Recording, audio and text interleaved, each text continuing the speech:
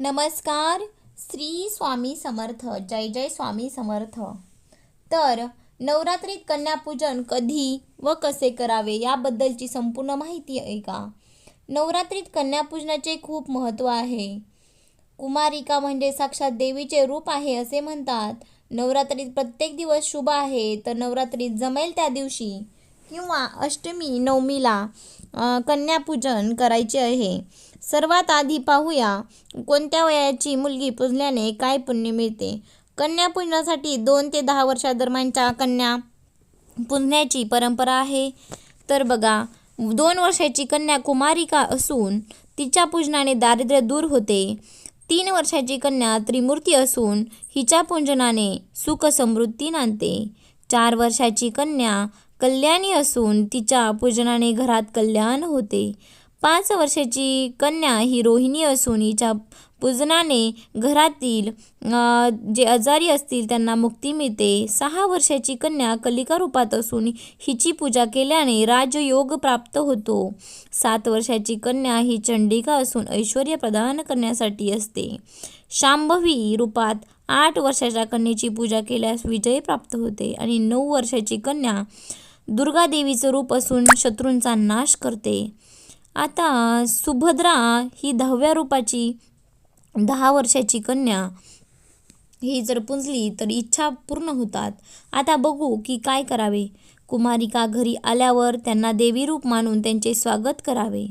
पाय धुवून त्यावर कुंकू लावावे. स्वच्छ आसनावर बसवावे. कपाळावर कुंकू लावून त्यांच्या आवडीप्रमाणे गोडधोडाचं जेवण करावे किंवा प्रसाद म्हणून खीर, पुरी, शिरा असे नैवेद्य दाखवावे. यथाशक्ती कुमारिकांना गजरा, दक्षिणा आणि भेटवस्तू द्यावी. आपल्या इच्छेप्रमाणे किंवा यथाशक्ती कुमारिकांचे पूजन करावे.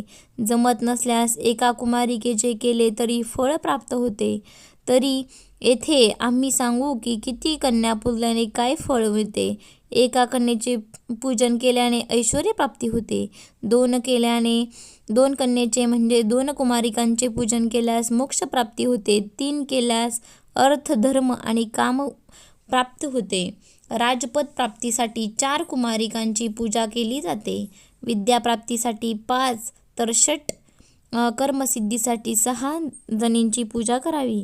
7 कुमारिका पूजल्याने राज्यप्राप्ती होते तर संपत्तीही प्राप्त होते. 8 कन्या पूजल्याने संपत्ती प्राप्त होते. 9 कुमारिका पूजल्याने पृथ्वीचे राज्य मिळते. कन्या पूजनात भैरव म्हणून एका मुलाला अर्थात मुंज झालेल्या मुलाला बोलवावे. आता आपण जाणून घेणार आहोत की कन्यापूजनात एक मुलगा का अवश्य आहे. तर नवरात्रीत कन्यापूजेचे महत्त्व आहे, परंतु केवळ पूजन केल्याने ही पूजा मान्य मानली जात नाही जोपर्यंत त्यात एक मुलगा सामील होत नाही. बटूक म्हणून याची पूजा करावी. प्रत्येक देवीच्या मंदिरात सुरक्षतेसाठी महादेवाने आपल्या रूपात भैरव यांना स्थान दिले आहे. देवींचे शक्तिपीठ स्थापित करण्यासाठी महादेव स्वतः पृथ्वीवर आले होते. जिथे जिथे सतीचे अंग पडले तिथे तिथे शक्तिपीठांची स्थापना केली. तसेच महादेवाने आपल्या स्वरूपात भैरव यांना प्रत्येक दरबारात तैनात केले. भैरव पूजा केल्याविना देवीची पूजा अपुरी राहिली जाते. या कारणामुळे कन्याभोजन आयोजित करताना 9 कुमारिकांसह एक मुंजा मुलगा असणे खूप शुभ मानले जाते. याचा अर्थ असाही लावला जातो की आपण केलेल्या पूजेचे फल सुरक्षित आहे. आपलं पुण्य इतर कोणाच्या पदरी न पडता आपल्यालाच प्राप्त होईल.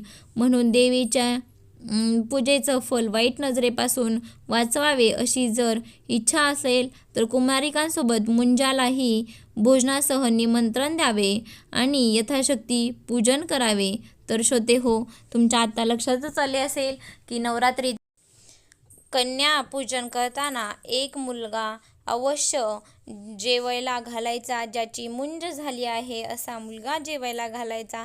तर श्रोते हो, यावर्षीचे नवरात्र तुम्हाला सुख आणि समृद्धीचं जावो.